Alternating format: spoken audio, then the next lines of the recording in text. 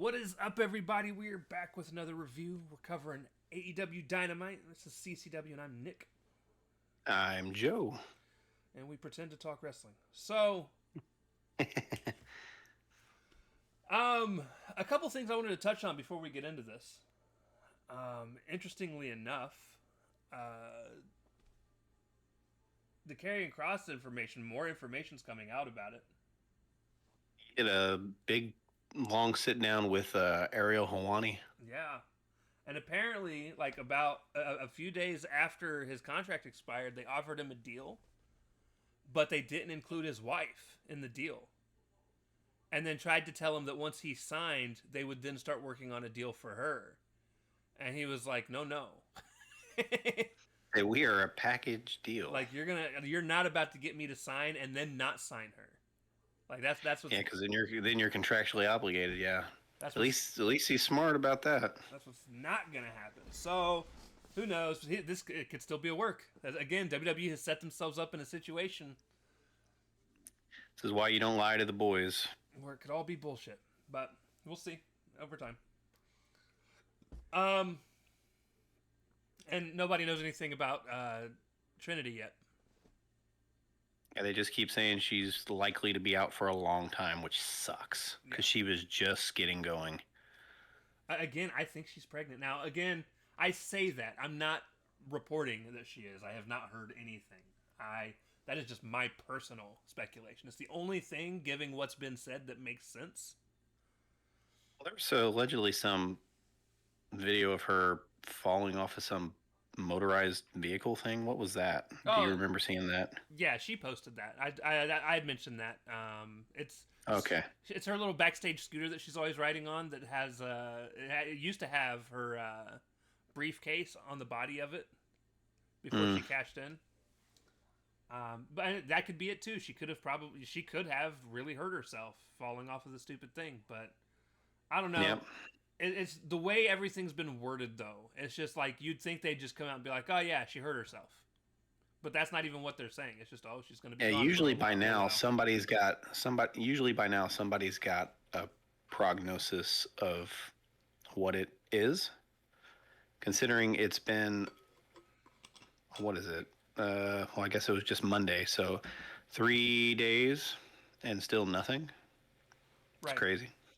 But we'll see over time, I'm sure. I hope she's not out for long. She was really just getting going. They'd finally given her the big push she'd been wanting. Yeah. She's really good, and it sucks that, she's going to be out for a while. All right, so jumping into Dynamite, because that's all I had on anything interesting to talk about scenario. So, again, Taz, Excalibur, and Schiavone on commentary. And it starts off with MJF comes out to start the night. He even got to spit his gum into the crowd. That was fun. It didn't take long at all. Adam Page immediately came out right after him. Yep. Out comes Seabiscuit. MJF says that we got the main character and the main antagonist. Adam is most vulnerable when he's angry. Says he's only champion because MJF hasn't felt like breaking Seabiscuit yet. Page smacks the mic out of his hand, calls him a B-level act, and says he's an idiot because Seabiscuit wins in the end of that movie. He's like, do you even know what happens to Seabiscuit? He wins. So you calling me Seabiscuit doesn't bother me. Says that MJF doesn't have the stomach to cash in on his contract. MJF gets a new mic because he didn't want to touch the one that... Yeah, he kicked the other one out of the ring and then went and got a new one. It was a nice touch.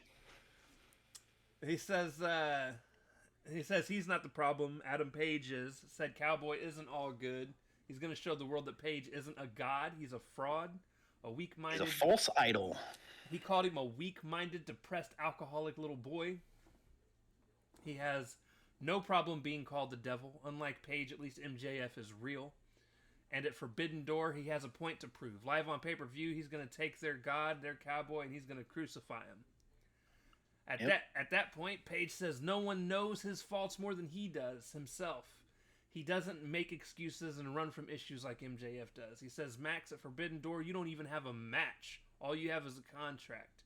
and you can use it anytime you want, but you won't. You need backup. Sign the contract and prove to everyone that you're not the insecure coward that you are. And he flustered MJF enough to say that at Forbidden Door, he's executing my goddamn contract.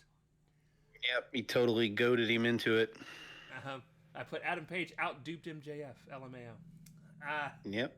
He said, Page says, Max, I'll see you at Forbidden Door, dumbass. Yep. And, which was interesting, because you could see after he goaded him into it, MJF played it off very well, to where he all of a sudden looked like he knew he fucked up. Yep. Started kicking the bottom rope and flailing around like an idiot. This might be one of the best back and forth these two have ever had, in my opinion. I agree. Usually, I am not a huge Hangman promo fan. No. And I at the start of this one, I didn't really care for it either, but he finished it well. Good segment overall, but I still think Hangman needs work on the mic. As a talking point, though, as a talking point, right? A couple of them, because I gotta kind of hit both of these. The first one. So now, both Max and Athena are going to use their contracts at Forbidden Door, cash in at Forbidden Door. Yep. Why was the contract thing even a thing? You very well could have just been like, hey, whoever wins whatever it was that they won, you get a title shot at Forbidden Door. All of a sudden, the contract thing means nothing. It was a prop for those two characters to parade around for a few weeks. Right. That's not even as cool as a briefcase, so you might as well not even done it. No, it's a clipboard. It's a clipboard. So then, my other thing is, so what do we do here? Do both Max and Athena lose at Forbidden Door so that the two champs that are currently champs keep their title? Because here's the thing. I feel like between the two of them, Athena's most likely to win. I agree. But I don't know if Athena's going to, because again, Tony is the current like bread and butter of AEW. Like if you want to say anybody is the face of AEW right now, it's her. Dude, I would go out on a limb and say she's probably the best act in all of wrestling. Oh, I agree with that. I wouldn't even say that's a limb. I think she is the best act in all of wrestling. But as far as just the face of the company, though, it's her. Like that's she's the one that if people think of AEW, that's who they think of right now. Well, Hangman's up there, but no, Hangman's right behind her.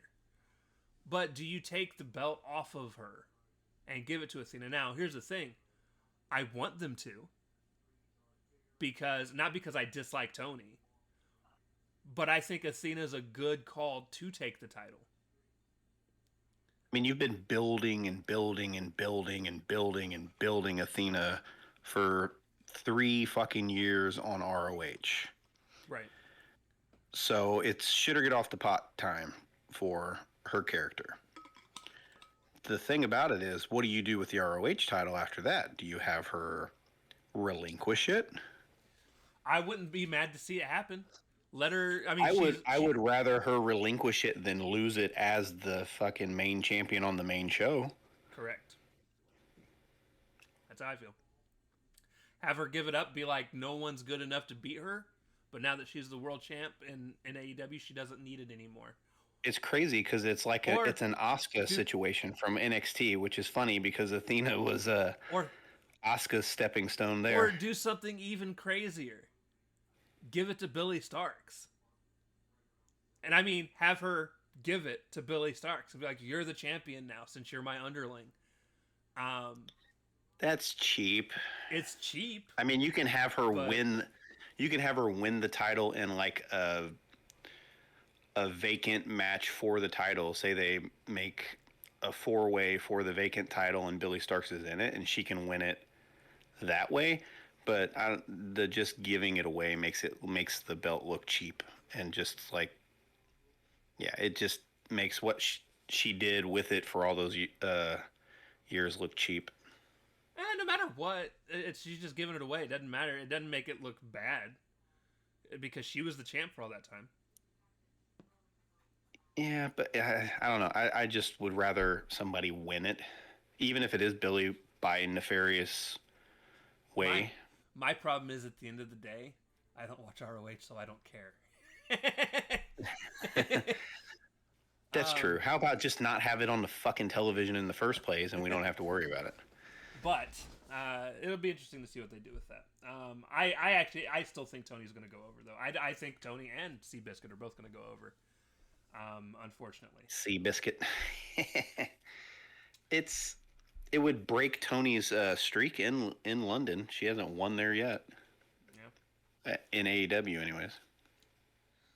All right. So yeah, after I put those two killed that promo, backstage or outside, Mox says, "Darby Allin, whatever you think is happening at Forbidden Door is not happening." And also this is Mox's hometown. Yep, he is from the Queen City. I will let you run through the match. Go ahead. Oh, let's see. What notes did I take here? It is Jon Moxley versus Kevin Knight.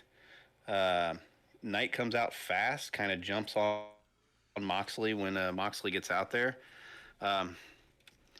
Let's see. What else did I put? I put that didn't last long. And then I said, yay, slap fight. Then, yay. I put, what did I put? Hold on. I put, they get into a slap and forearm fight pretty quick just for Joe. Yeah, I said slap fight, yay. Followed by elbow exchanges, yay. Kevin Knight did hit a nice little flying clothesline when Mox spilled outside. Then Mox got off the stage and was off to the side. Kevin Knight tried to do a dive, and Mox just moved out of the way. And he crashed and burned into the barricade out there. I got slight Knight comeback. I said Mox is giving way too much to this kid. He didn't give him much. I don't know. I don't know how you. He gave him quite a bit. He gave him quite a bit for what this match should have been. Yeah, but you keep thinking he should be squashing everyone that they're trying to be bringing up, and it's Mox. This is a tag team, dude. Yeah, but he's gonna be a single He's not star. He's not a sing. Is he though? I think he will. Oh. Anywho, eventually Mox just hooks him in a choke and chokes him out. Post match is where all the interesting stuff happens. Hold on. Before we get to post match, one note that I put for one of the moves that you didn't write down. I was waiting to see if you were going to say it. So there's this point where Kevin Knight goes to do a drop kick, and Mox runs to get away from the drop kick, hits the ropes, and comes back and gets drop kicked any fucking ways. It made me laugh. Yeah, because it was a messed up spot that they had to reset for. I saw that, but I didn't write it down. Go ahead. Post match, the heels are beating down old Jet Speed because the shoeless kid was out with Knight. Darby comes out for the save. Looks like a giant schmuck because he eventually gets attacked from behind and put in his own body bag after Yuta was put in there by Darby. Claudio attacked Darby from behind, got Yuta out, put Darby in. All for Will Ospreay to come out and make the save on Darby. Yeah. Yeah, I knew you'd be happy. And then starts running his mouth about setting up matches for the pay-per-view. Pops like a fucking child is what I did. I'm glad to see him back. I'm not necessarily glad to see the match that they're in. I think it'll be good, but it's going to be crazy. We'll get there. We'll get there because that gets more talked about later. Yes, sir. But that was pretty much that match in a nutshell. Yeah. He's like, you get your friends, I'll get my friends, and we'll see you in London. Lights out, steel cage, bruv. I like the idea of a lights out, steel cage match. Those are fun. It's going to be insanity when you find out, when we get around to it, to tell y'all who all's in it. And there's a lot of fucking people in it. Yeah, there is. including your favorite New Japan star. Yeah. Listen, we're not going to talk about that yet. I got some negatives on coming up for some shit later too. No. At one point I did put the crowd started chanting, "Let's go Moxley, Yuta sucks." Nice. I was like, that made me laugh. I missed that. At one point before all the extra people came out, I thought we were going to get Jet Speed and Darby versus the Death Riders next week on Dynamite. And we still might. Hell, they announced a bunch of matches for next week's show in Dublin, so I don't know if they'll have that. I think Darby's in one of them as well. I can't remember. They flashed a bunch of matches for next week. So match 2, we get Mercedes Moné, Tekla. It's the collision. It's the collision special. Yeah, and except on Dynamite. And Sky Blue versus, and it's trading out a couple people for both sides. Monet was the only substitute in. Yeah, you're right. Versus Alex Windsor, Willow Knight. No, it wasn't, because Alex is replacing fucking old girl that I don't like. Tay. Oh, Conti. Ty Mello.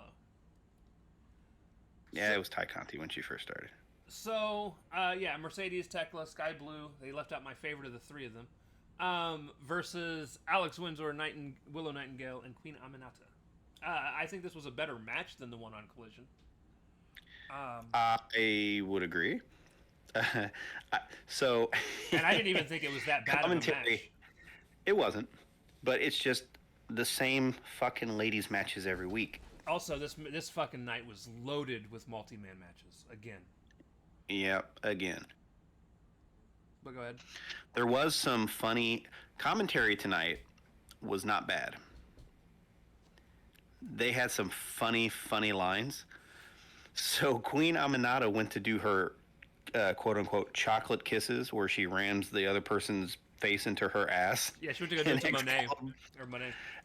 She did it to Monet, yeah. Fucking Excalibur said, and here's a move you won't learn at Taz's dojo. I laughed my ass off on that. There's a couple other ones later that, yeah, the commentary did not annoy me tonight. I was actually, they kind of took Tony Schiavone off at one point for reasons we'll get into later. Yeah, it wasn't too bad. So, during the entrances, Tekla, Sky Blue, and Julia are doing their hand holding in the middle of the ring, and Mercedes walks up to the triangle and butts in, and it becomes a circle, and the three women look to her like, "What the fuck are you doing?" And I lost my shit, dude. It was so funny. So then at that point, Timeless comes out because she's gonna watch from the stands, and then all of a sudden Athena's music hits. And she's going to watch from the stands. And regardless of who it is that's up there watching from the stands, Monet is disgusted. Yep. Match was fine, I said, until Willow went to go do her cannonball to the entire enemy, or to the entire heel team. And she went so high in order to protect them that she didn't get any of them. Anybody. Nope. Well, I mean, so I'm just going to say it. Queen Aminata is fucking dangerous, dude. Yeah, she is. She is super green still. Like, she's mad aggressive and afraid to take. Like, again, she doesn't get into the spot she's supposed to be in. Yeah. Alex Windsor at one point almost drops, or at the very beginning of the match, just drops fucking Sky Blue. And it always happens to fucking Sky Blue. Poor Sky just gets fucking dropped constantly. Yeah, she does. But yeah, it was a fine match. I don't have a ton of notes other than the spot where she got dropped, the chocolate kisses line that made me laugh. I put nobody is selling in this match. They just move from spot to spot to spot to spot to get to the end. Right. Windsor gets the fall as Sky Blue taps out to the sharpshooter. And then as soon as the match is over, in the crowd, Tony and Athena are going at it. As they're starting to go at it, the heels start to jump the faces inside the ring. Everyone fights in the back except for Monet and Windsor. Athena and Tony end up fighting from the back to the ring because somehow they made it all the way around.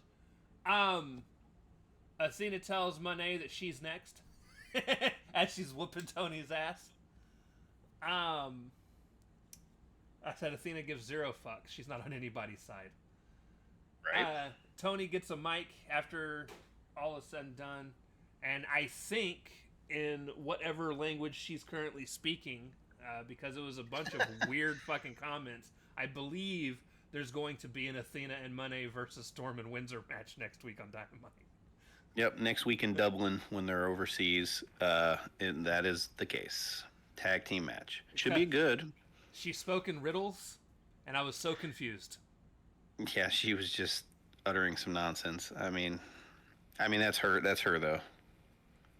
And then they tangoed through the ring, her and Windsor, which I am tired of them doing. Yeah. Backstage interview. Ospreay said it's going to be him, Darby, Tanahashi, and maybe a couple others that he's still waiting on confirmation from. And I am no longer excited for this fucking match. This changes again, by the way. I eventually get re-excited as we find out who all's involved, but at this point, I was not happy. You mean you didn't want to see your favorite wrestler, Horseshoe Tanahashi?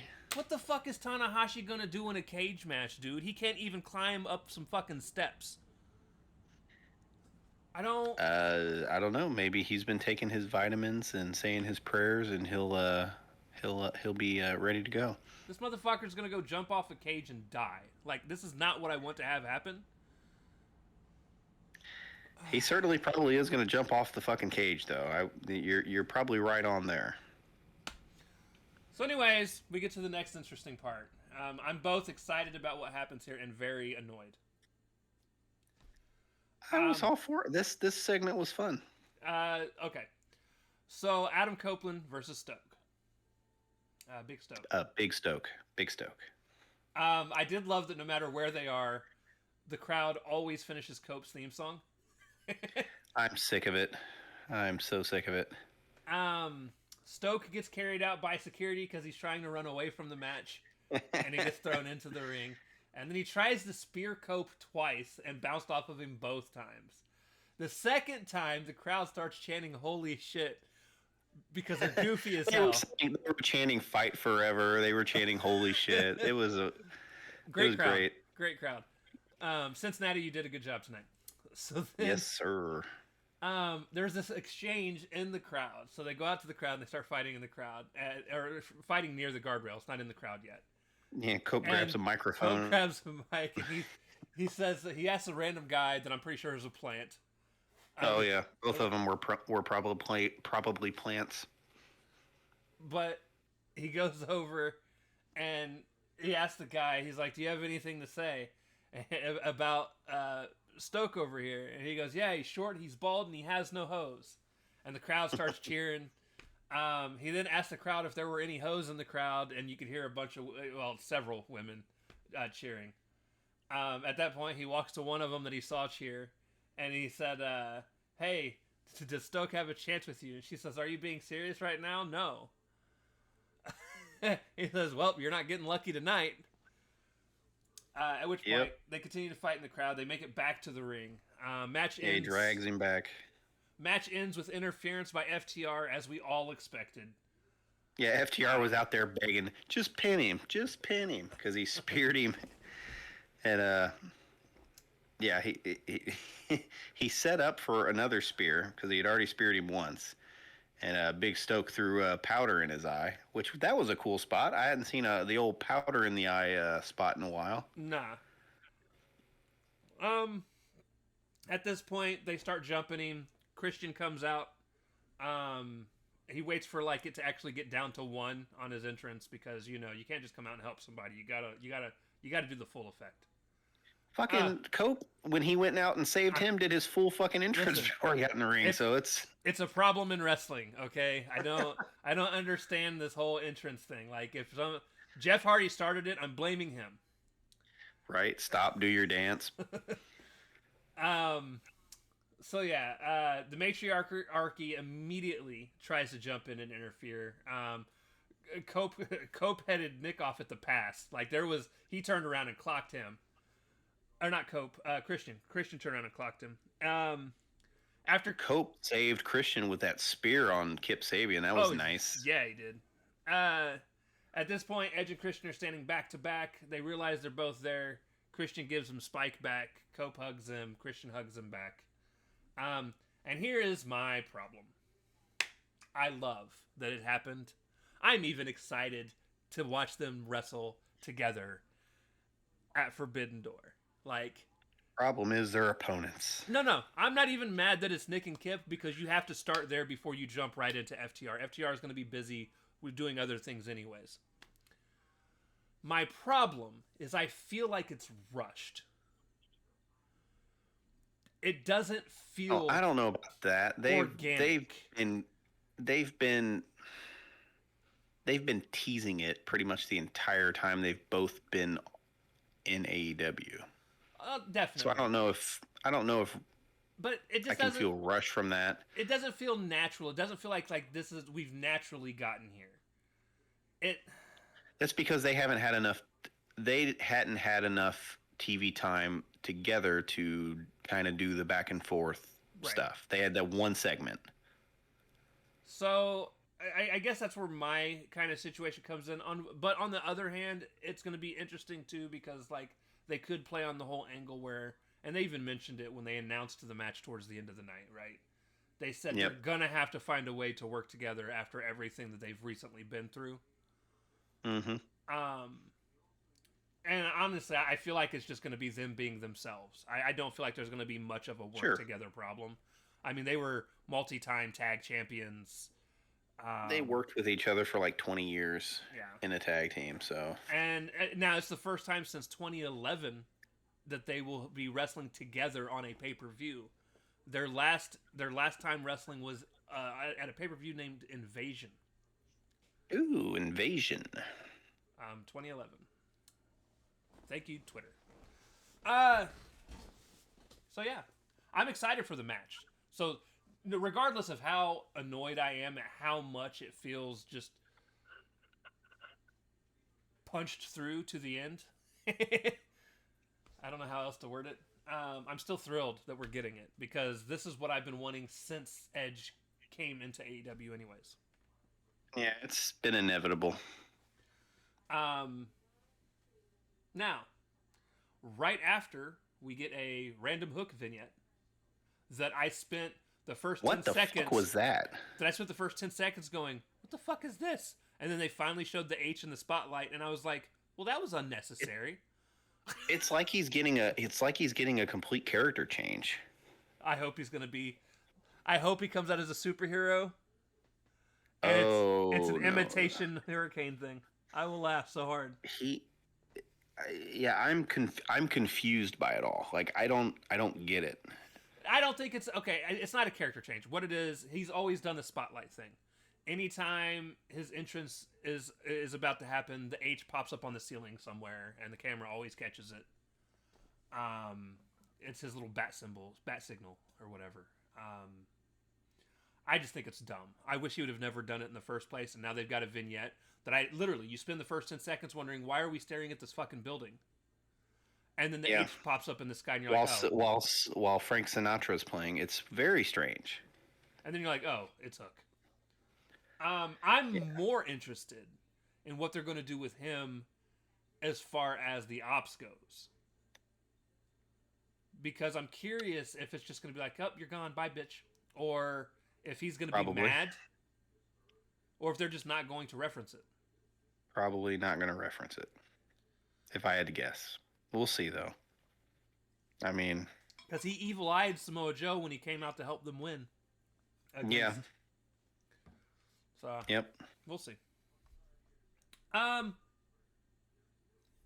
let you go ahead and pick up because I know you loved the beginning of this. Did I, though? Oh, where the young bucks didn't get their music. Yeah. They got all the fireworks before they came out. And then the guy comes all on the the fireworks went on. the guy on the loudspeaker comes on and goes, "Sorry guys, we do not have the Bucks music for tonight." Yep. And then the Bucks come out, do their pose, get to the ring. It's the Young Bucks, Kyle Fletcher, Josh Alexander versus Brody King, Ishii, Commander, and Takahashi, not to be confused with Tanahashi, who is Nick's favorite NPJW wrestler, or NJPW wrestler. So No, get it right. Evil is my favorite wrestler, just to be in spite of you. It's Evil.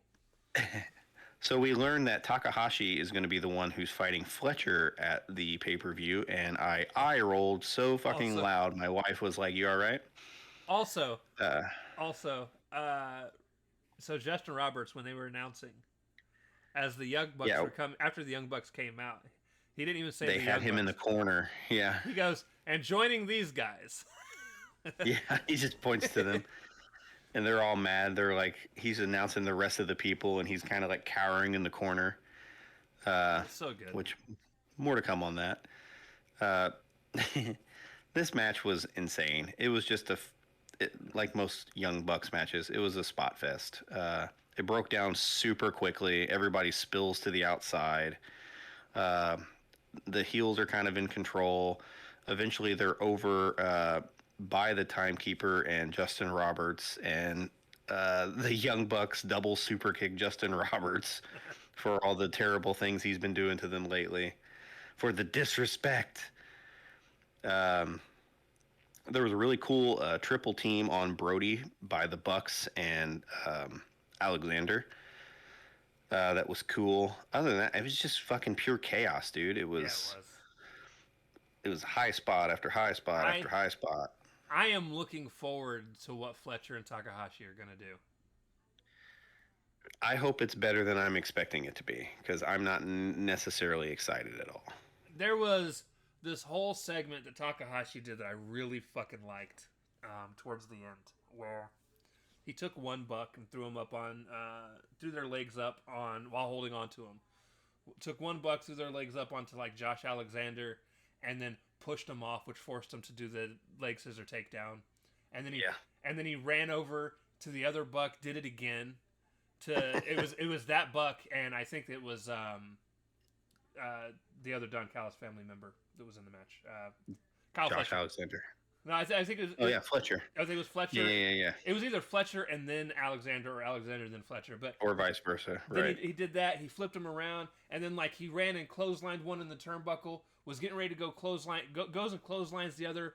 Turns around just as Josh Alexander is about to clothesline him. Ducks underneath it, so Alexander ends up clotheslining. Yeah, clotheslines the other Buck in the corner. He runs back to the other side, and Josh Alexander tries to run now. He does like a crossbody and clothesline. Like, dude was going off.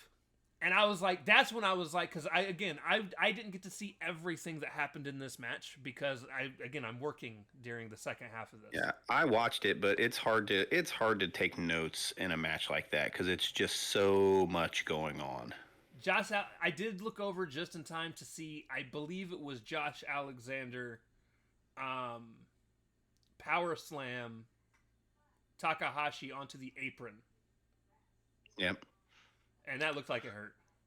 Oh, there was a cool spot where Fletcher caught a dude in a tombstone, and they did the Meltzer driver on the stage. The TK driver. Yeah, it's going to be the Meltzer driver for me, but yeah, same difference. I still want to know what they're going to change the trigger name-wise too. Hopefully they've decided now since it's been several weeks. Right. But the baby faces win at the end, so I said Don Callis and the Bucks lose. I said Takahashi won with his finisher. I don't know what to call it. I don't even remember what it even looked like. He gets him up like he's gonna do the DVD. Yeah, Death Valley Driver. It's almost like an Emerald Fusion. Yeah, but it's just done from a different angle. Yeah, it's from a fireman's carry instead of just like a side, instead of just like holding them in a scoop slam. Emerald Fusion. Yeah. Sure. I don't know. So Yeah, no, that was, like I said, that is my personal, because what I got to see of it is my personal match of the night. It is the match of the night. It was a fun match. It went at a really good pace. Um, And oh, dude, listen. This is gonna sound so sketchy, but hear me out. Takahashi tried so hard to sell when he was being hurt. he shouldn't have bothered because nobody else did. But the match was going so fast, he had to recover quickly. Yes, he would sit there. He looked insane. He would hold his back, and he'd be like in an excruciating pain. But then he'd jump up to go do something else, and I'm just like, oh Yeah. Lord. I wonder if like somebody went over time because there was a couple matches that I felt were like super rushed, and it's well, honestly, it's the last two matches. It's this one and the main event. Well, they also filled it up with a lot of talking segments. Bullshit. Yeah. A lot. Speaking of which, go ahead and take over. You run the next one as well. Oh, this fucking horrible segment. So, firstly, Renee's trying to introduce Swerve on the stage, and her mic doesn't work. So they panned back to Excalibur and Taz to stall while Renee got a mic that worked. Renee eventually has Swerve come out. Renee mentioned something about him seeing the doctors and stuff, so they're already trying to give Swerve an out. So that totally means he's losing at the pay-per-view if they're already talking about shit like that. All in all, this was awkward. It was long. It was rough. It was terrible. Swerve is being interviewed. He looks like he's a fish out of water for some reason on the microphone now. I don't understand it. That led to Okada coming out. Okada just took forever to say his two fucking sentences. Eventually called him a bitch. They got in a slight scuffle. Security pulled him apart. It was awful, dude. It was an awful segment. Yeah. I pretty much said most of the same thing. Okada did say, basically he said, with that knee, you have no chance. Might as well back out now. And then Swerve says, whose house? And the crowd starts chanting Swerve's house over and over again. At which point, Okada calls him a bitch, and then Swerve pushes him down. It was such a nothing segment, and this kills me, dude, because I love Swerve. My last sentence was, this whole feud has been shit. My last sentence was, they just gave us the out for Swerve to lose, and I was so annoyed. Yep. The next segment's much better. So, yes, it is. Swerve is walking through the hallway. Not Swerve. Sorry, I didn't finish. Next sentence, Mox. God damn it. Mox is walking through the hallway, and he... who was it he walked by? Was it Renee? No, it wasn't Renee. It was the other backstage girl that I can't remember the name of. She stops him and is like, hey, did you hear that they got Tanahashi? Yeah, and he just kind of smiles, and he's like, oh, did they? And he's like, okay. So he walks by, and he walks up to what says AEW Extras. Extras room. And at first, I didn't even put two and two together. I'm sitting here like... until they showed the Bucks. I'm like, why is he going in there? And then as soon as they open the door and you see the Bucks sitting there, dude, I lost my shit. Yeah, I did too. It was funny. I hope they never quit. This will not ever get tired to me. I love it. Oh, it'll get old eventually, but it ain't there yet. So we do find out at this point. This is the point where they announce that first and foremost, Cope and Christian versus Kip and Nick Wayne. And then the next thing that they showed, because apparently Tony Khan can read the future. This is when we find out it's going to be Mox and Claudio from the Death Riders with Gabe Kidd, who's supposed to be injured. Apparently not injured enough to not be in a cage match. Not anymore. And the Young Bucks versus Darby, Tanahashi, Will Ospreay, and then they threw in Kenny Omega and Kota Ibushi out of fucking nowhere. Yep. No build, no nothing. Just, hey, you're showing up. And you know what? I don't even care. Me neither. It's going to be nuts. It's going to be fucking chaos, dude. And it's going to be nuts. I'm so looking forward to is the chaos that is, because Kidd is already probably right now, t- top 3 wrestler in this fucking match. I just hope he doesn't blow himself up by doing all his extracurricular bullshit.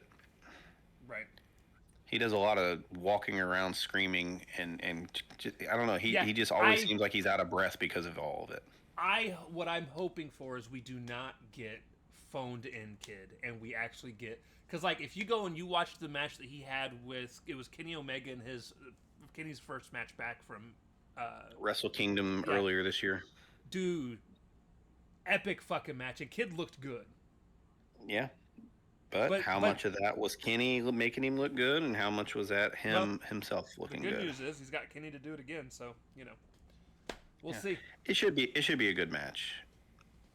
It'll be crazy at the very least. I'm just looking forward to the insanity.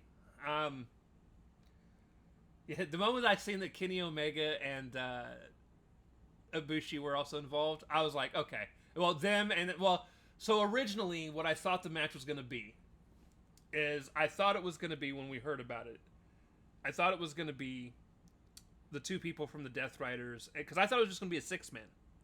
Because when Will initially talked about it, he's like, hey, I'm going to get a couple of my friends, you get a couple of your friends, and we'll get together and do this. So I was like, oh, it's just going to be Will, Darby, and Tanahashi, after they mentioned Tanahashi, versus the Death Riders. I thought that's what it was going to be. Yeah. And I was like, I don't want this match anymore. But then I found out not only did they take Yuta out of the match, but they also added Gabe Kidd and the Young Bucks, and then turned around and also added Ibushi and Omega. I was like, oh, I'm sold. The Golden Lovers. I'm officially sold for the match. Hopefully, it's. I don't expect it to be like a 10-star fucking gangster. I just expect insanity. That's all I expect from it. I think you will not be disappointed. So, and then again, they dropped that along with the Cope and Christian versus Kip and Nick Wayne. So we were basically told what 4 new matches are. They built the entire card up through here. Well, they have to, because isn't like next week the go home show? Yes.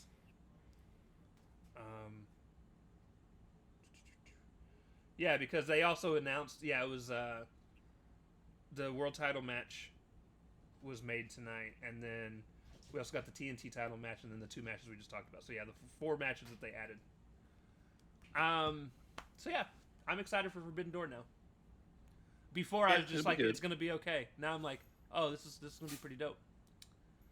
Yeah, it'll be good. All right, match 5.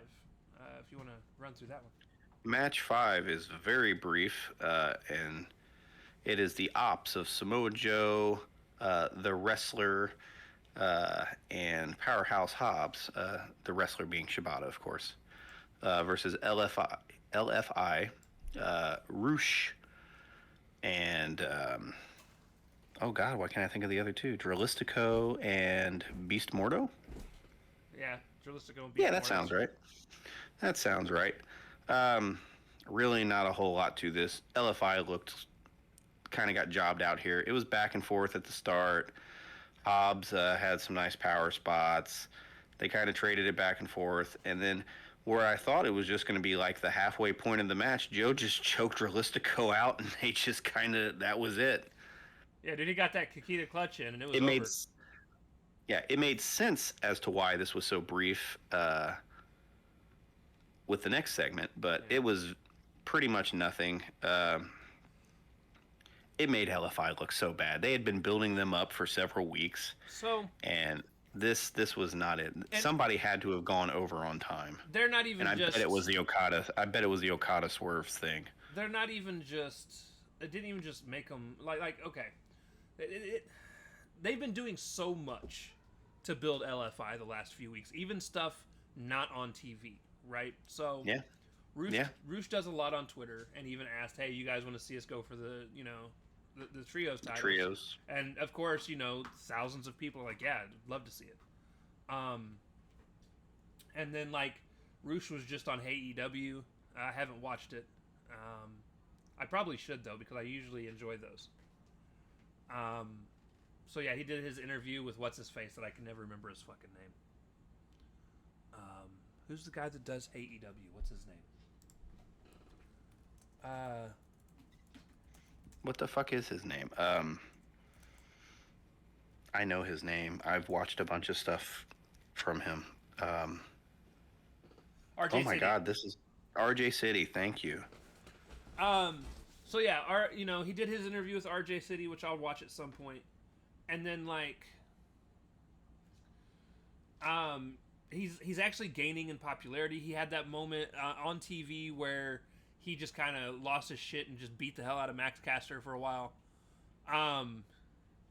Yeah, Roosh is good. Like they've been they've been doing everything they can to make LFI look good, and then tonight happened, dude, and it's like what makes me so mad is I want LFI to be the team that wins the trios titles from. Yeah, because otherwise, who the fuck are Odds. the other trios in this company? And my problem is, there's no way in hell I can now believe that they can win. Like they didn't just lose; they got their asses beat. Yeah, they should. If they didn't have time to do the match proper, they should have just made it a schmoz and did what they could, and then had some sort of disqualification where LFI just got DQ'd for some reason. Right. And then you can have the ops, because there's kind of stand-up guys, want a rematch because of the DQ, because, of whatever. And then you could have done it properly. But this made nobody look good. Like, nobody. Other than Joe. Joe always looks good. Yeah, well, Joe, when you see Joe, Joe is Joe, right? I feel like I said Joe too many times. Joe.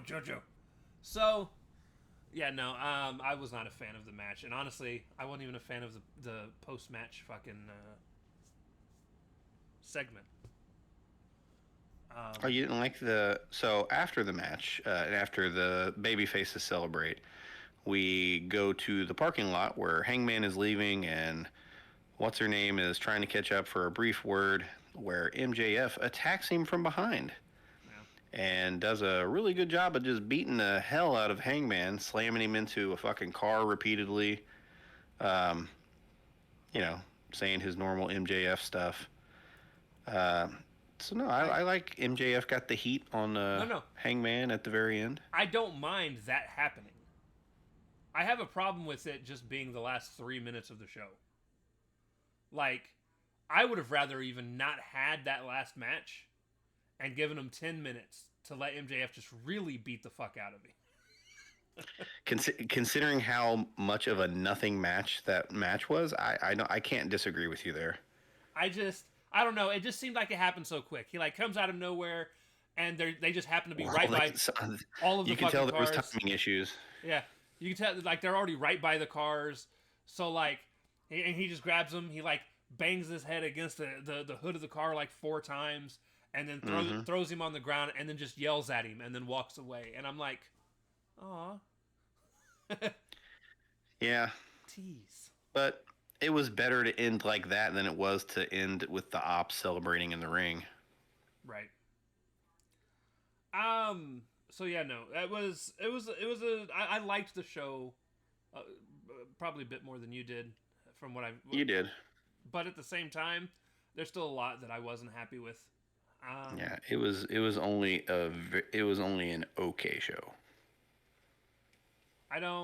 There's so many people I've already been on Twitter, and there's so many people, top 3 Dynamite of the year. No, you're stupid. Isn't that on Twitter every fucking Wednesday night though? It probably is. These AEW fans, man, are this company can do no fucking wrong. No matter what they do. It's not even AEW fans. It's the IWC. The WWE fans are the same. The IWC is just insane. I don't even know what IWC means. Internet wrestling community.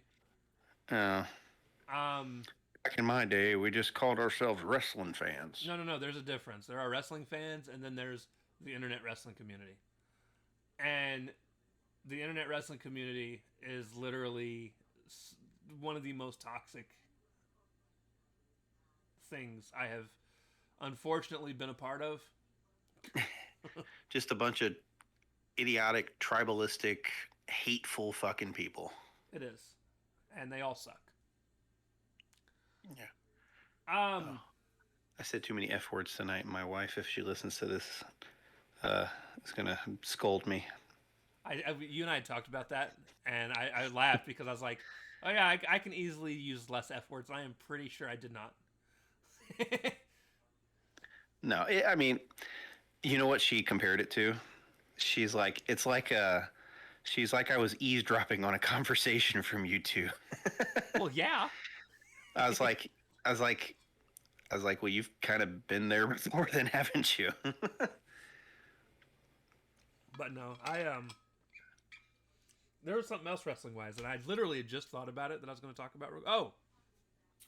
So apparently this pay-per-view that still doesn't exist that we have been told is going to happen here in Indianapolis.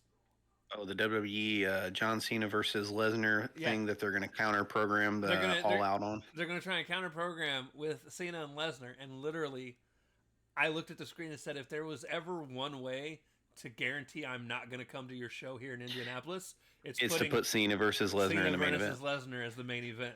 I'm not going to go now. I don't care. It's like, go to that show to see a mediocre PLE, or stay home and watch a really good pay-per-view. What am I going to do? I'll just catch All Out afterwards. I don't... We'll come back to that. I don't... WWE's not doing themselves any favors right now. I think it's like it's like 2 weeks away and they still haven't announced anything. Like, how do you sell tickets? So I don't think it's actually happening.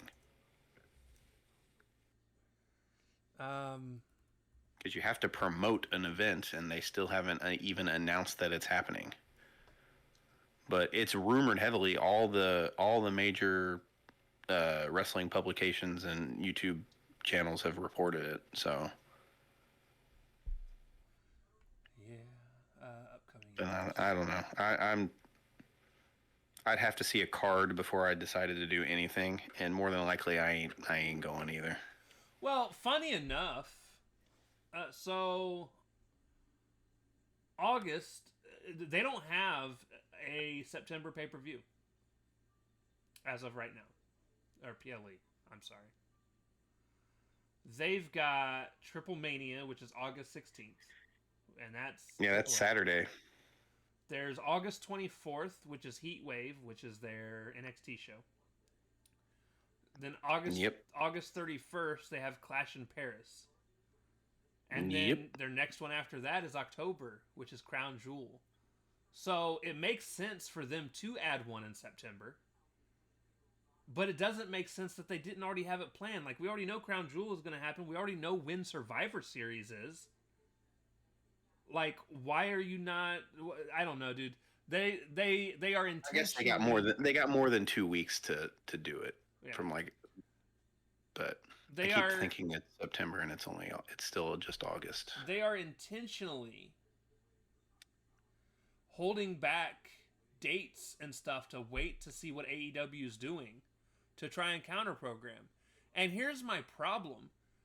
Optically, it looks desperate. And they're not in a position to need to be desperate about anything. Yeah, they're the leader in this sport. The people that should be trying to counter program is AEW, and they're not. They're trying to counter program. They're like, oh, you're going to do something on our day? We're just going to make it earlier in the fucking day. Well, the last time they tried it, it backfired immensely.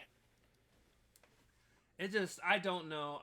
And again, they're going to get more people that are going to watch Lesnar and Cena than AEW is going to get of people that are going to order All Out.